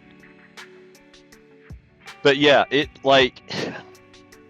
such a long animation that I wanted to wait it out and just ran out of patience to do so. I love her so much. All right. And the fact that one of the first things you learn about her is just how much she hates being called an orange cat. Yeah. Makes it so much better. Oh, boy. Alright, Yuzaha. Yep. Yuzaha? Mm-hmm. I want to say grew to enjoy, I will say grew to enjoy. Like, I didn't dislike her from the beginning, but you were ambivalent towards her, at the very least. Between unlocking her before starting the story and by the end of the story, I grew to appreciate her as a character a lot. Yeah. I'm in the same boat. I was kind of not sure about her early on, and I really ended up liking her. I think she's maybe a little dumb sometimes, but who's to say that can't be even more reason to like her? I mean, I like the stupid ones. Specifically stupid. Very specifically stupid. Alright. Anything else to say about her, or should we move on to Alice? I don't think there's too much to say without getting into spoiler territory. Which I do want to avoid for the folks at home. Fair enough. I mean, I don't think it would be that hard to get around spoilers. Like, it'd be easy enough to just put up a timestamp. But it's your call. Yeah. There's not much to say even then, other than I like where the story went. Fair enough.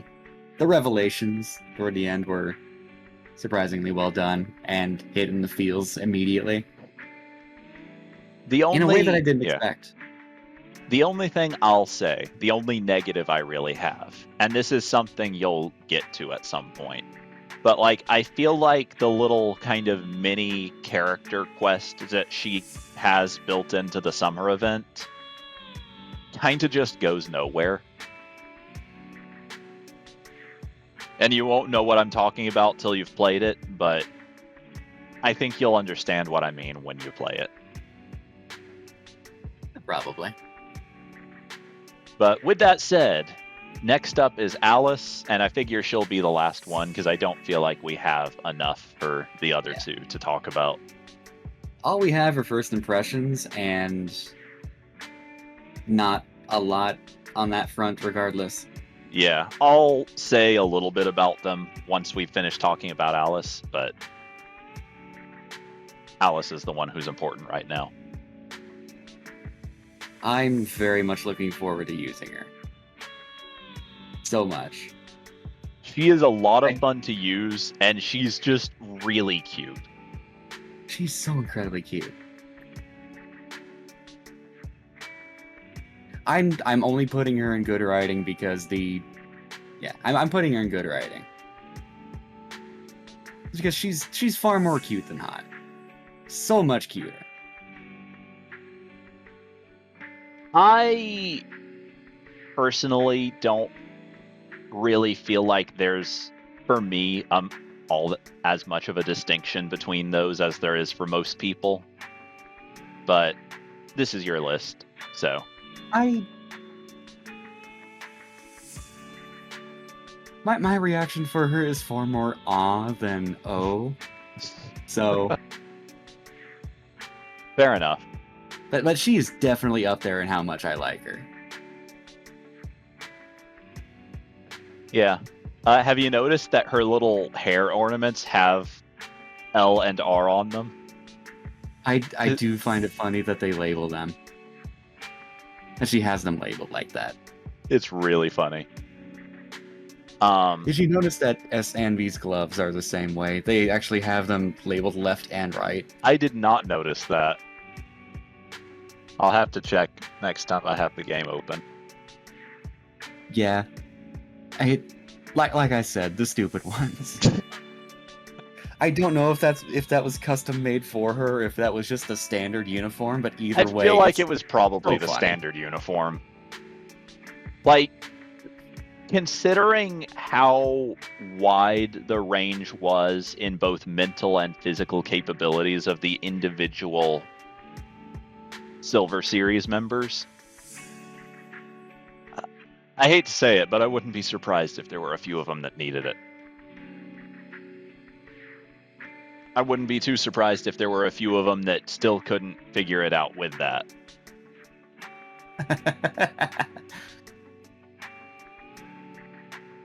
So a couple of things. We both completely forgot about this when we actually got to Astra. The thing I wanted to comment about for her. Yeah, about the parents? Is that I was actually shocked to find out in a fairly recent something or another that apparently her mother is alive and well. It's in one of her trust events, I think. Really? Yeah. Like, I think... I did not know that. Yeah. I think her final trust event has her finding it... Or maybe it's like her, like her little, like, videotape event, actually. Has her finding out that her mother starred in some movie and asking you to find it. Like, she found out from her mother. That's the quest that I still haven't gotten to yet. That's the quest that she's waiting at the counter for me. Okay. Yeah, you might, like, that quest opens with her texting you that, like, she had been talking to her mother and found out that her mother had starred in a movie. And I was shocked to find out that her mother is just alive and well, because, like, one of her trailers has her being pulled up from, like, a deep underground hollow. So I just assumed that she had, like, been there with her parents and they had died there or something. That's what I was thinking too, but, you know, I was streaming that part of the game to you, so you notice about as well as I did.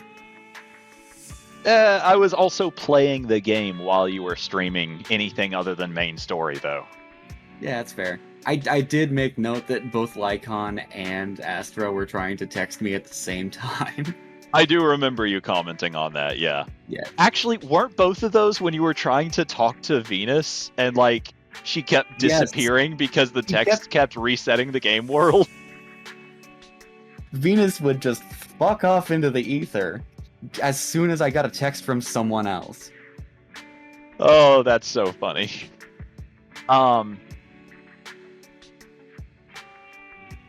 It was incredibly funny, but, you know, it was frustrating because I needed to get to bed and I needed those last polychromes.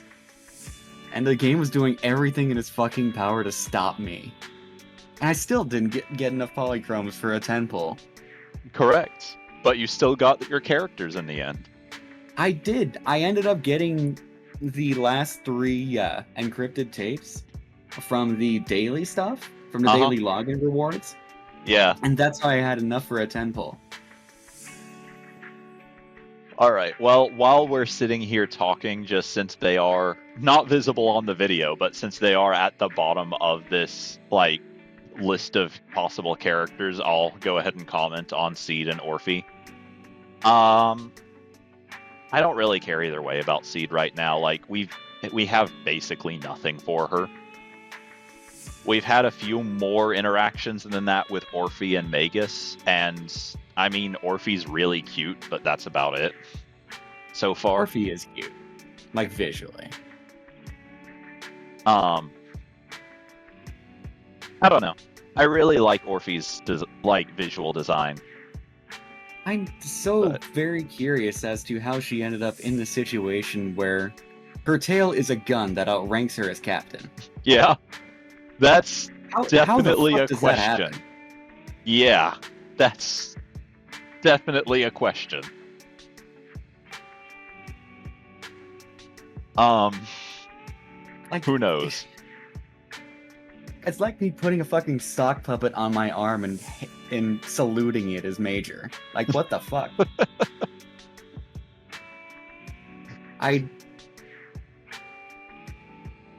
I'm very curious as to what the hell is going on with that. Like, obviously the tail is synthetic, but it is still attached. I mean, Orphe and Magus and Seed are going to be the banner characters for next patch, so I'm sure we'll find out. I think I've talked about this with you, but there is also the fact that a number of people have been complaining that, like, Obel Squad is made up of all attackers, and like one stunner, which means outside of Trigger having synergy with any given other member, Obel Squad just has no synergy with each other at all mechanically. It is incredibly funny. They may do something to make them synergize well with each other, because if I remember correctly, we don't have a lot of we don't have any gameplay of the other two yet, do we? Not that I know. Well, I think there are already some leaks. From what I've seen, or from what I generally try to avoid. I don't mind necessarily reading leaks. I generally try to avoid seeing any videos of leaks, but I don't mind like seeing some people talking about stuff here and there. And from what I've seen, it seems to me like Seed plays a lot like how Billy does. That sounds interesting, honestly. Like kind of stationary shooting at long range with a kind of built-in dodge. Seems to be. We don't have a lot of ranged characters like that, do we? Yeah, like the only other character who has anything like that is Trigger. And a little bit of Zhu Yuan, but still, you do want to be yeah, somewhat close but range like with her. you lose most of her damage if you're not at close range. Yeah. But I mean, technically Harimasa. Yeah, kind of, sort of, but like his big damage is a distance closing attack. Yeah. I could never get the hang of him, so I haven't used him. He's pretty fun to play, but he's definitely pretty difficult. Yeah. Well, before I put a stop to the recording, take a look over your handiwork and see if there are any last-minute changes you want to make. Look upon my works in despair. I still love that we have an entire tier dedicated to how much I don't like Seth. I still think it would have been way funnier if he had been put somewhere else, even though he has a tier named for him. But, oh well. Yeah, but that's still a bit too far removed for comedy, if you ask me. You think it's good? Yep, looks good to me. Neat.